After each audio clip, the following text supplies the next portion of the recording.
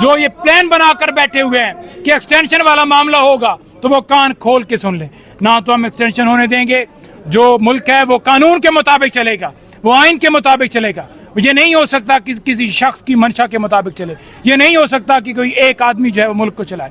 मुल्क चलेगा तो कानून के मुताबिक चलेगा, आइन के मुताबिक चलेगा। इस वक्त आइन के ऊपर हमलावर जो हुए हैं उनके खिलाफ आर्टिकल 6 लगना चाहिए। जिन्होंने आइन तोड़ा है, जिन्होंने इलेक्शन मुकर्रर वक्त के ऊपर नहीं कराए, जिन्होंने सुप्रीम कोर्ट के ऊपर हमला किया, जिन्होंने रेड जोन हमले किए, जिन्होंने पाकिस्तान फौज को मुंबई हमलों के अंदर इन्वॉल्व होने का कहा, उनके ऊपर आर्टिकल 6 लगना चाहिए। जंग जो है ये जारी रहेगी जब तक इस जिस्म के अंदर जान है, जब तक इस जिस्म के अंदर खून का कतरा है। ये खून के आखिरी कतरे तक ये जंग जारी रहेगी। और काजी फाइज साहब को भी जाना होगा, क्योंकि जो जज इंसाफ की कुर्सी के ऊपर बैठकर इंसाफ नहीं दे सकता तो उसे घर जाना चाहिए। अस्सलाम वालेकुम, मैं होस्ट नैन, आप देख रहे हैं नया पाकिस्तान। आज जुम्मे का दिन है। आज एक दफ़ा फिर पाकिस्तान तहरीक इंसाफ के वकला बाहर निकले हैं। नईम हैदर पंजोता साहब मेरे साथ मौजूद है। एक बड़ी तादाद में आज वकला बाहर आए हैं। क्या कहना चाहेंगे, क्या मकसद है? पाकिस्तान के झंडे हाथ में हैं और एक तरफ अगर खैबर पख्तूनख्वा में देखें वाइट अमन के झंडे हाथ में है, तो क्या कहेंगे आप? देखें, बात यह है कि हम अमन चाहते हैं, हम पाकिस्तान को आज़ाद होता देखना चाहते हैं। जो 47 के अंदर कायद आज़म मोहम्मद अली जिन्ना ने आज़ाद तो किया, लेकिन आपने देखा कि हमारे मुल्क के अंदर वही सूरत हाल रही कि किसी न किसी का कब्जा रहा।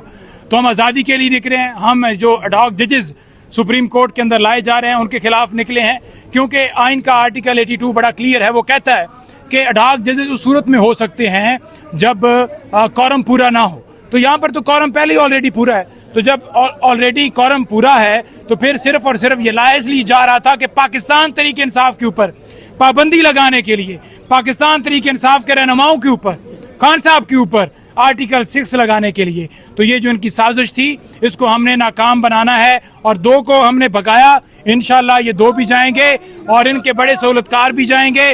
और जो ये प्लान बनाकर बैठे हुए हैं कि एक्सटेंशन वाला मामला होगा तो वो कान खोल के सुन ले। ना तो हम एक्सटेंशन होने देंगे। जो मुल्क है वो कानून के मुताबिक चलेगा, वो आइन के मुताबिक चलेगा। ये नहीं हो सकता कि किसी शख्स की मंशा के मुताबिक चले। ये नहीं हो सकता कि कोई एक आदमी जो है वो मुल्क को चलाए।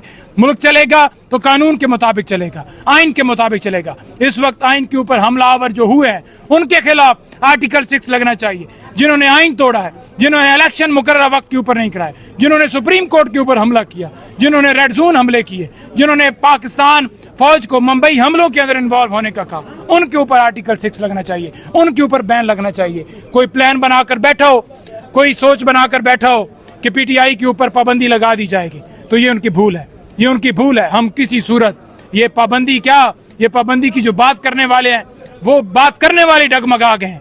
कोई कहता है जी अभी हमने फैसला करना है, अभी हमारी हतमी राय नहीं।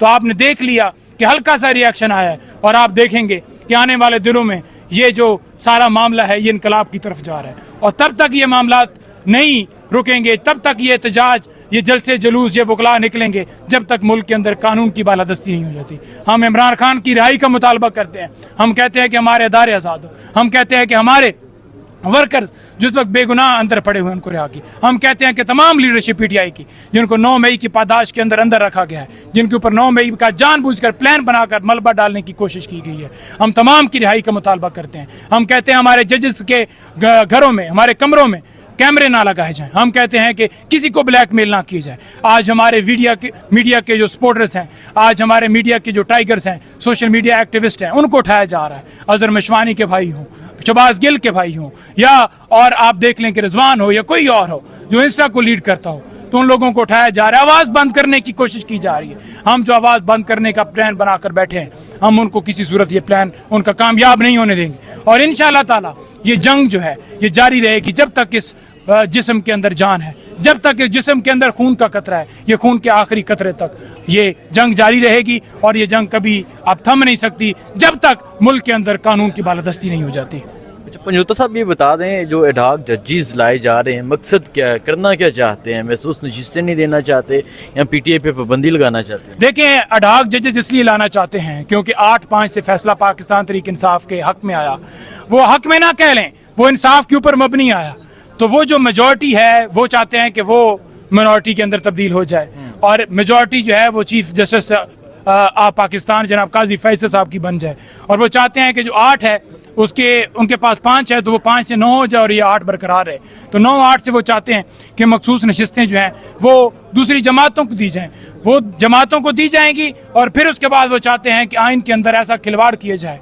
हाई कोर्ट का कोई जज यहाँ अगर इंसाफ देता है तो उसे इंसाफ वाले को उठाकर सिंध भेज दिया जाए, सिंध वाला कोई इंसाफ देता है तो उसे उठाकर बलूचिस्तान भेज दिया जाए। ऐसी आईनी तरमीम चाहते हैं, अपनी एक्सटेंशन चाहते हैं, और इसके पीछे यही राज है कि एक्सटेंशन हो, ये आईनी तरमीम करें, ऐसा मुल्क के अंदर कानून, ऐसे काले कानून लेकर आएं जिससे वो अपनी मर्जी के मुताबिक मुल्क चलाएं।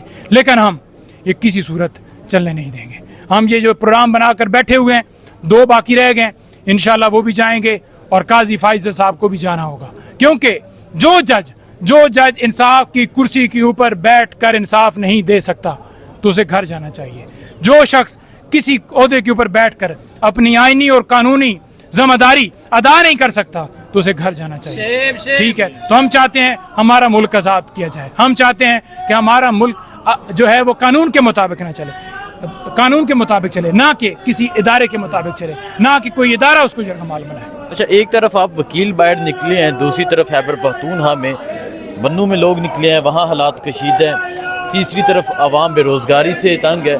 तो ये जो हालात बन गए हैं, इमरान खान का क्या मौक़िफ़ है इस बारे में, और आप क्या कहेंगे? आप देखिए, जो हालात बन गए हैं इस वक्त, महंगाई की सूरत हाल आसमान पर है, लोग बिजली के बिल नहीं अदा कर पा रहे, पेट्रोल आप देख लें कि 300 पर पहुंच गया, डीजल की कीमतें देख लें, खाने पीने की चीजें की कीमतें की चीजें देख लें, आप देख लें कि महंगाई कहाँ अरूज पर चली गई है, और आप देख लें कि सिक्योरिटी के जो हालात हैं वो मुल्क में कहाँ पर, ना मुआशी इस्तेकाम है, ना सिक्योरिटी के हवाले से कोई यहाँ पर मुस्तकाम। आज चाइना कह रहा है कि आपके अंदर तो कोई इस्तेकाम है ही नहीं, तो ये इस्तेकाम ऑपरेशन का नाम देकर कि जनाब केपी में ऑपरेशन कर दिया जाए।